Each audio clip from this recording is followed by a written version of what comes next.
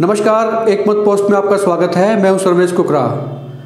भारत ने पाकिस्तान से बदला ले लिया है। जी हाँ, कश्मीर के पुलवामा में 12 दिन पहले जो आतंकी घटना को अंजाम दिया गया था, जिसके पीछे जैश ए मोहम्मद का हाथ बताया गया था, उस घटना का भारत ने आज बदला ले लिया। तकरीबन सुबह 3 बजे भारत के विमानों ने पाकिस्तान के अधिकृत क्षेत्र में जाकर बमबारी की है, तगड़ी बमबारी की है। सैकड़ों की संख्या में आतंकी हलाक बताए जा रहे हैं। हालांकि पाकिस्तान द्वारा इनकार किया गया है और पाकिस्तान ने ये कहा है कि उनका कोई व्यक्ति या उनकी सरजमी पे कोई व्यक्ति नहीं मारा गया है। लेकिन भारत का ये दावा है कि तमाम ठिकाने ध्वस्त कर दिए गए और काफ़ी संख्या में कैजुअल्टी भी हुई हैं। हाँ, इंडियन सेनाएं, भारतीय सेनाएं बिल्कुल सकुशल आधे घंटे बाद ही अपने बेस कैंप पे लौट आई हैं। इस कार्रवाई को अंजाम देने के लिए हरियाणा के अंबाला एयरबेस को चुना गया।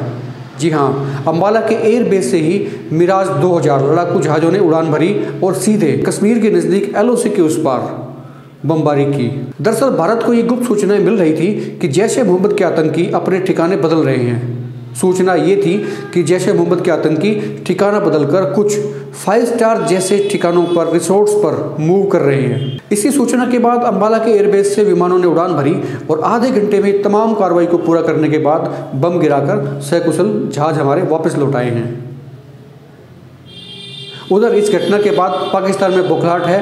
पाकिस्तान के नेता बौखलाए हुए हैं। पाकिस्तान के वजीर आजम इमरान खान को विपक्षी नेता कोस रहे हैं। जेब पिटाने के लिए पाकिस्तान ने ये जरूर कहा है कि वो इसका जवाब देंगे और जवाब देने का हक रखते हैं। इसी बीच पाकिस्तान द्वारा भी ट्वीट करके कुछ तस्वीरें जारी की गई है, जिसमें काफ़ी नुकसान दिखाया जा रहा है। वहीं समाचार एजेंसी A9 ने भी कुछ तस्वीरों को ट्वीट किया है या फिर फ्लैश किया है। आइए हम आपको दिखाते हैं वो तस्वीरें जो पाकिस्तान मीडिया और पाकिस्तान की सरकार द्वारा ट्वीट की गई हैं। ये तस्वीरें LOC के उस पार पाकिस्तान अधिकृत कश्मीर के नज़दीक आसपास खंडर हो चुकी इमारतों को दिखा रही हैं, या फिर यूँ कह सकते हैं कि इन तस्वीरों में पाकिस्तान की बर्बादी दिख रही है। भारत की इस बड़ी कार्रवाई के बाद चाइना ने भी टिप्पणी दी है। चाइना के विदेश मंत्रालय की प्रवक्ता ने कहा है कि भारत को धैर्य से काम लेना चाहिए। उधर इस घटना के बाद आज प्रधानमंत्री नरेंद्र मोदी के चेहरे पर नूर था। राजस्थान के चूरू में एक रैली थी और रैली को प्रधानमंत्री नरेंद्र मोदी ने संबोधित किया। इसी रैली में उन्होंने कहा कि देश को बिकने नहीं देंगे, देश को झुकने नहीं देंगे, देश पर कोई आँच नहीं आने देंगे। लोगों ने भी उन्हें हाथों हाथ लिया और तालियों से उनका स्वागत किया गया। भारत की इस कार्रवाई के बाद कांग्रेस भी फ्रंट फुट पे आई है। कांग्रेस के प्रवक्ता रणदीप सुरजेवाला ने ट्वीट किया कि वायुसेना को वे बधाई देते हैं। शायद वो ये कहना चाह रहे थे कि ये कार्रवाई सरकार की नहीं बल्कि भारतीय सेना की है, यानी कि वो सरकार को श्रेय देने से बचना चाह रहे थे। इस कार्रवाई के बाद डिबेट अब ये शुरू हो गई है कि आम चुनाव जो 2 महीने बाद होने वाले हैं, उसमें क्या भारतीय जनता पार्टी को इसका फायदा होगा। सेना की इस कार्रवाई से, इसमें कोई शक नहीं, बीजेपी फायदा ले सकती है। इस वक्त कांग्रेस के पास सिर्फ तमाशबीन बने रहने के अलावा कुछ नहीं है। उनके प्रवक्ता सेना को बधाई दे रहे हैं और ये कह रहे हैं कि सेना वाकई बधाई की पात्र है।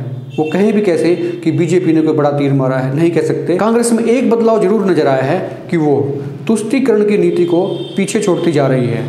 हालांकि हिंदुस्तान का एक बड़ा वर्ग कांग्रेस की इन नीतियों से खुश नहीं है, और या फिर यूँ कहिए कि कांग्रेस के प्रवक्ता और कांग्रेस के नेता जो बयानबाजी करते हैं, उनसे अभी जनता, देश की जनता और एक बड़ा तबका प्रभावित नहीं हो पा रहा है। सूत्र बताते हैं कि इसी बीच पाकिस्तान द्वारा किसी भी संभावित कार्रवाई से निपटने के लिए भारत की सेनाएं अलर्ट हैं। हालांकि ये अलर्ट पहले से जारी था, लेकिन विशेष तौर पर गुजरात में इसके अलर्ट जारी किए गए हैं। भारत की इस कार्रवाई के बाद देश में एक नई बहस ये भी छिड़ गई है, क्या वाकई पाकिस्तान में बड़ा नुकसान हुआ है या फिर बम ऐसे ही गिरा दिए गए हैं।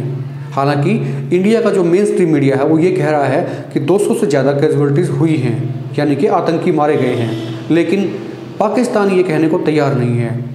पाकिस्तान की तरफ से ये कहा गया है कि एक भी कैजुअल्टी नहीं हुई है। उधर इस घटना के बाद बौखलाए पाकिस्तान ने अंतर्राष्ट्रीय मंच से भी कहा है कि वो इस मसले में दखल दे। चाइना ने भी कहा है कि अंतर्राष्ट्रीय मदद से इस मसले को सुलझाया जाना चाहिए। अक्सर ऐसा पहले भी होता रहा है जब दूसरे देश इस तरह की सलाह देते रहे हैं, लेकिन भारत ने हमेशा ही इस तरह की सलाह को दरकिनार किया है। भारत का साफ साफ कहना है कि वो अपने मसले को खुद निपटेगा। एक और बड़ी बात, पाकिस्तान के पूर्व प्रधानमंत्री और इस वक्त पाकिस्तान की जेल में बंद नवाज शरीफ ने जेल से ही संदेश जारी किया है। उनकी पत्नी मरियम उनसे मिलने जेल गई थी। वहाँ से लौटकर उन्होंने नवाज शरीफ का संदेश सुनाया। मरियम ने कहा कि नवाज शरीफ ने कहा है कि इस वक्त पाकिस्तान कठिन दौर से गुजर रहा है, लेकिन जो सबसे बड़ी बात है वो ये कि पाकिस्तान के अंदर इमरान खान द्वारा फ़िलहाल कोई जवाब देना बन नहीं पा रहा है और पाकिस्तान की सूरत हाल बिगड़ते जा रही हैं। पिछले 12 दिन के अंदर ही पाकिस्तान में महंगाई कई गुना बढ़ गई है। जनता सरकार को कोस रही है। ये भारत की कूटनीति का कमाल है।